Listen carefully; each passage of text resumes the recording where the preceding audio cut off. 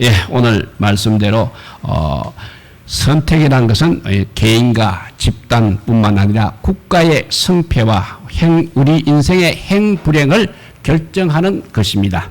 몇 가지 예를 한번 들어보겠습니다. 러시아란 나라는 본래 잘 살던 나라였습니다. 문화라든지 예술이라든지 교육이라든지 정치에 있어서 항상 앞서가던 그런 나라였습니다. 그러나 저 사람들이 공산주의 혁명과 함께 사회주의를 선택하면서부터 구원이 기울이기 시작했습니다. 그러더니 결국 공산당 70년 만에 망하고 말았습니다.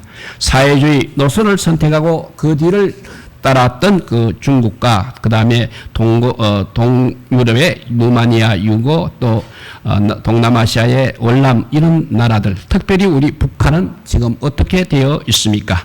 먹고 사는 문제도 해결하기 힘든 그런 나라들이 되고 말았습니다. 그러나 저 나라들이 서서히 이제 자본주의 경제 원리를 도입하기 시작했고 문호를 개방하면서 민주주의 정치 원리를 서서히 받아들이고 있는 것을 볼 수 있습니다. 왜냐하면 그렇게 했는 나라들이 잘 살기 때문에 그런 것입니다. 미국은 본래 피난민들, 종교 피난민들이 세운 나라입니다. 신앙의 자유를 찾아 피난길에 올랐던 청교도들이 상륙하여 세운 나라가 오늘의 미국인 것은 너무나 잘 알고 있는 사실입니다. 그래서 미국 사람들은 정치적으로는 민주주의를, 그리고 경제적으로는 자본주의를, 그리고 정신적으로는 기독교를 선택했습니다. 누가 무엇이라 해도 21세기 역시 미국이라는 나라가 정치, 경제, 군사적으로 세계를 리드해 나가고 있는 것이 작금의 현실입니다. 이스라엘 역시 애굽을 뛰쳐나온 피난민들이 세운 나라인 것입니다. 그러나 그들은 하나님을 섬기며 하나님께 예배하며 사는 것이 애굽에서 우상을 섬기고 그 대가로 겨우 먹고 사는 것보다 더 위대한 삶이라고 믿고 애굽을 떠났습니다. 그 결과는 어떻게 되었습니까? 이제 현대에 이르러 이스라엘은 비록 작지만 어느 큰 나라 못지않게 잘 살고 있습니다. 그런데 반면에 애굽이란 나라는 옛날부터 큰 나라였습니다. 그렇지만 지금도 역시 가난한 나라로 힘들게 살아가고 있지 않습니까? 우리가 세계 지도를 펴놓고 들여다봐도 그런 사실들을 얼마든지 확인할 수 있는 것입니다. 세계를 지배하고 이끌어가는 것이 바로 이 종교의 힘이 있다는 것을 알 수 있는 것입니다. 그래서 그 종교 중에 기독교, 불교, 회계, 힌두교가 있습니다. 그러니까 그 국가가 어느 종교를 선택했느냐, 어느 종교의 영향을 가장 많이 받았느냐에 따라서 잘 살고 못 사는 것이 드러나고 있는 것입니다. 민주국가, 잘 사는 나라, 안정된 나라는 대부분 기독교 국가이거나 기독교 신앙을 선택한 나라들이라는 것입니다. 기독교라도 개신교를 선택하는 나라들과 천주교를 또 선택한 나라들도 역시 차이가 있습니다. 이런 이치와 이론은 우리 개인에게도 예외가 아마 아닐 것입니다. 어떤 부인의 이야기입니다. 서울에서 고등학교 때부터 교회를 다니며 신앙을 키웠습니다. 대학 3학년 때부터 교제하던 남자친구와 함께 같은 교회를 섬기며 신앙생활을 했습니다. 서로 이상도 접근이 되었고 호감도 깊어지면서 결혼까지 약속을 했습니다. 그러나 그 남자는 두 가지 약점을 가지고 있었습니다. 하나는 집안이 가난했습니다. 그리고 또 하나는 너무 교회에 깊이 빠져 있었습니다. 두 가지만 빼면 정말 나무랄 데 없는 상대였습니다. 그런데 대학을 졸업한 지 9개월 되던 어느 날 그 여자의 어머니의 친구의 소개로 백마탄 왕자가 나타났습니다. 재벌의 첫째 아들입니다. 그리고 미국에서 경영학을 전공하고 있는 그런 사람이었습니다. 이제 공부가 끝나면 아버지 회사로 돌아와 후계자 수업을 받게 될 그런 사람이었습니다. 결점이 있다면 바로 그 남자는 예수를 안 믿는 것이었습니다. 그래서 두 남자를 놓고 고민하던 그녀는 현실적 선택을 하기로 했습니다. 예수는 결혼 후에 믿게 하면 될 것이고 또 돈 많은 부자와 푸른 꿈을 꾸는 것이 훨씬 더 현명한 선택이라고 여기고 그 남자와 결혼을 했습니다. 결혼 후 곧바로 남편과 함께 미국으로 들어가서 샌프란시스코 근처에 신혼살림을 꾸렸습니다. 그런데 미국으로 돌아온 지 5년 만에 두 가지 문제가 터졌습니다. 하나는 IMF 문제로 사태로 회사가 문을 닫게 되었습니다. 다른 하나는 남편이 결혼 전에 사귀었던 여자에게 문제가 있었다는 것입니다. 부자와 결혼해 호화롭게 살겠다는 꿈이 깨어졌습니다. 행복한 가정의 꿈도 깨어져 버렸습니다. 우리는 여기서 선택의 중요성을 생각하게 되는 것입니다. 오늘 본문은 우리에게 이 두 가지 선택을 바로 하라고 교훈하고 있습니다. 첫째, 어떤 선택을 해야 되겠습니까? 보이는 것보다 보이지 않는 것을 우리는 선택해야 하는 것입니다.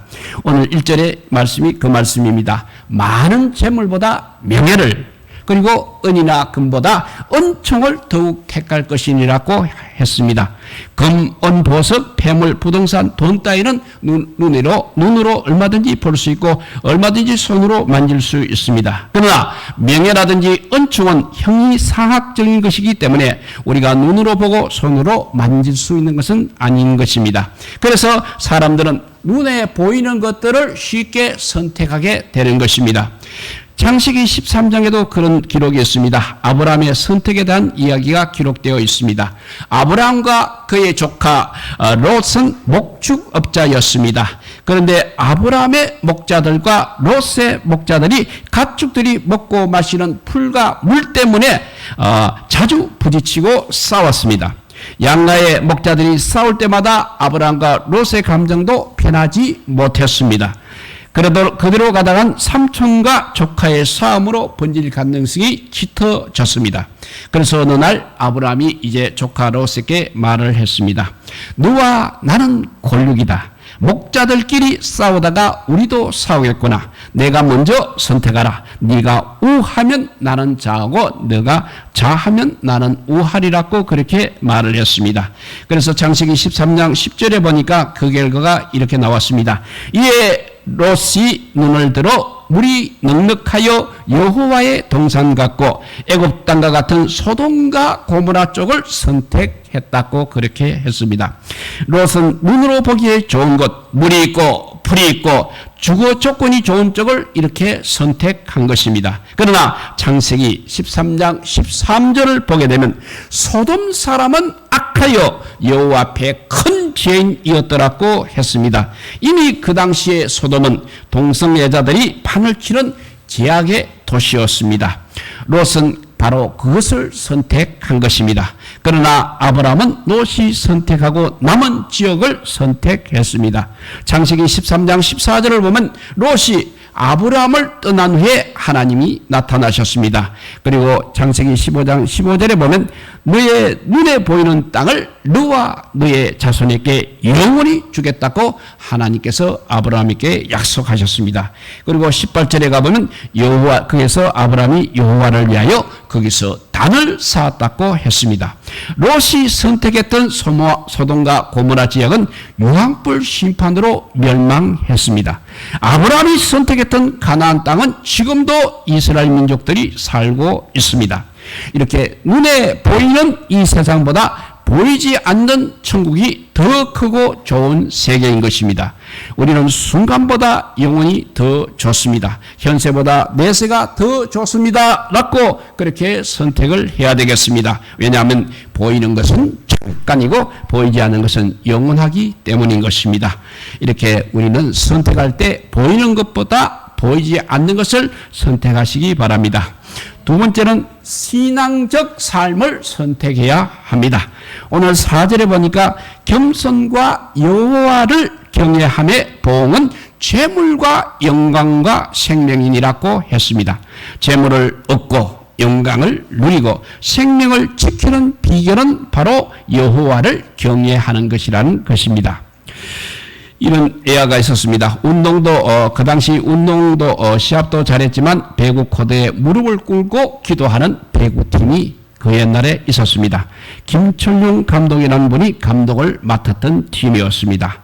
그분은 게임이 끝나고 난 후에 선수들이 코드에 둘러앉아서 기도를 드렸습니다. 그러다 이제 구단주 쪽에서 감독을 불렀습니다. 우리가 종교 대표팀도 아닌데 어떻게 그런 종교 색깔을 끌어내고 기도하는 것은 정말 바람직하지 못하니 기도 안 하는 것이 좋겠다고 그렇게 말했습니다. 그때 김 감독님은 그렇다면 제가 그만두겠습니다 라고 했습니다. 그때 그 팀이 실업연맹쟁 프로가 생기기 전입니다. 실업연맹쟁을 휩쓸 때였기 때문에 구단으로서는 그 김 감독을 그만두게 할 수가 없었습니다. 그래서 구단에서 정 그렇다면 그래도 조금 알아서 적당히 지혜롭게 하라고 그렇게 허락을 했습니다. 김 감독님은 그 이후로 확실하게 분명하게 터놓고 기도하고 예배드리고 통성기도까지 하는 일을 계속했습니다. 바로 그 김철룡 감독이 교인이기 때문에 더 자랑스러운 것입니다. 성경에 보니까 여호수아서 24장 15절에 이렇게 외쳤습니다. 너희 섬길 자를 오늘날 선택하라. 오직 나와 내 집은 여호와를 섬기겠노라고 했습니다. 미국에도 있습니다. 미국 법무장관 존 S.C. 크로푸트라는 분이 매일 아침 법무부 직원들과 함께 기도회를 갖고 성경을 공부하고 있었습니다. 이 일이 ABC 방송과 워싱턴 포스트지에 보도가 되었습니다. 그러자 거센 반발이 일어나기 시작했습니다. 신앙은 자유인데 장관이 주재하는 아침 기도에 참석하지 않는 사람들은 성균에 지장이 있을 수도 있고 정신적 압박을 받고 있다고 그렇게 반발하기 시작했습니다. 그러나 기도의 회원들은 기도하는 것은 바로 헌법에 보장된 권리이며 참석은 자율이지 강요한 바가 없다고 해명을 했습니다. 이렇게 신앙을 우리는 숨길 이유가 없습니다. 숨길 필요도 없는 것입니다. 내가 기독교인임을 숨기거나 감추는 것은 예수님이 나쁜 사람이거나 기독교 신앙이 비밀 조직이거나 나쁘기 때문이 아닌 것입니다. 그 원인은 바로 내가 기독교인답게 살지 못하기 때문에 내가 기독교인임을 숨기거나 감추는 것입니다. 기독교인이라고 드러내놓을 수 없기 때문에 그런 것입니다. 우리 모두 드러내고 기독교인의 삶을 사시기 바랍니다. 미국 웨스트 포인트에 있는 육군 사관학교는 규율이 엄하기로 유명합니다.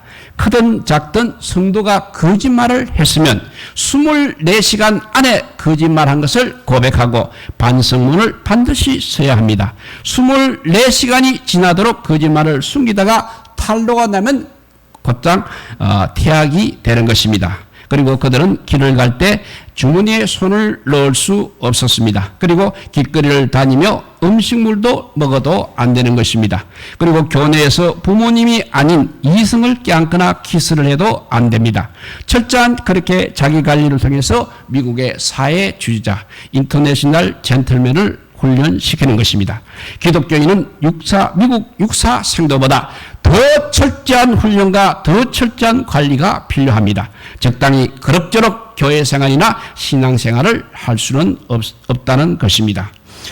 또 미국 아칸소 제향군인 보건의료센터의 정신보건실장 조지 바초키스 박사는 19세에서 76세까지의 건강한 남자 70명을 대상으로 뇌 발달을 MRI로 측정한 후 뇌 발달은 20세 이전에 끝나는 것이 아니라 50세까지 계속된다는 연구 결과를 발표했다고 합니다.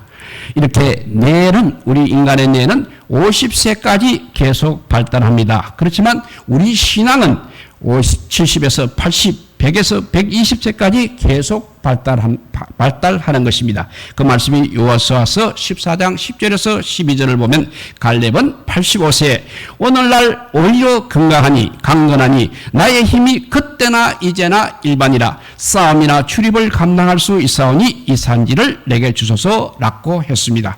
우리는 언제나 영원한 것을 선택해야 하겠습니다. 신앙적이고 영적인 것을 먼저 선택하시기 바랍니다. 태보나 정체를 선택하지 말고 발전과 전진을 선택하시기 바랍니다. 그래서 음이나 금보다 은총을 더욱 택할 것이다라는 오늘의 말씀을 늘 명심하고 살아가는 우리 모두가 되시기를 주님의 이름으로 축복드립니다. 기도하겠습니다. 사랑의 하나님 감사합니다. 너무나 아버지 찰나적인 인생을 갖고 아버지 우리가 옥신각신하고 있음을 부끄럽게 생각하는 이 시간 저희들 되게 하여 주시옵소서.